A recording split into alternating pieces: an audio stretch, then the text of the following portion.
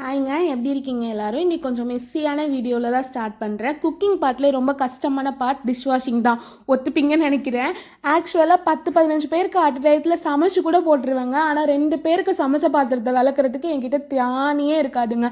வீட்டிலலாம் பிரேமாக்கா இதை make it ஈஸியாக ஆக்கிட்டாங்க. ஆனால் இங்கே நான் தான் எல்லா வேலையும் பார்த்தாகணும். டிஷ் வாஷ் பண்ணிட்டு ஹேண்ட் அரிக்குதுன்னு சொல்லிட்டு ஹேண்ட் வாஷ் பண்ணுற கேர்ளை பார்த்துருக்கீங்களா? அது நான் தான். ஓகேங்க, நான் முன்னாடி பால்கனி அப்பார்ட்மெண்ட்டில் இருந்தேன். அங்கே செடியெலாம் இருக்கும். அப்போல்லாம் இந்த ரைஸ் வாட்டர் அதில் ஊற்றிட்டு இருந்தேன். இப்போ சிங்க்குக்கு தான் போகுதா. சரி, ஓகே, எல்லாரும் இந்த ஃபர்மெண்டட் ரைஸ் க்ரீம் அப்படின்னு சொல்லிட்டு யூஸ் பண்ணுறாங்களே, நம்ம ஏன் இதை ஃப்ரீஸ் பண்ணி யூஸ் பண்ணக்கூடாதுன்னு நேத்திக்குள்ளே ரைஸ் வாட்டர் ஃப்ரீஸ் பண்ணி வச்சுருக்கேன். இதை இன்னைக்கு யூஸ் பண்ணிட்டு எப்படி இருக்குன்னு சொல்லிட்டு அடுத்த வீடியோவில் உங்களுக்கு சொல்கிறேன். அதுக்கப்புறமா ஃபுல்லாக பாத்திரத்தெல்லாம் விளக்கிட்டு அந்த இடத்தையே கிளியராக நீட் பண்ணால் மட்டும்தான் என் மைண்டு கிளியர் ஆகி அடுத்த வேலையை பார்க்க போவோங்க. இன்றைக்கான பிரேக்ஃபாஸ்ட் என்னென்னு பார்த்தீங்கன்னா கோதுமை தோசையும் பூண்டு துவையலும் தான்.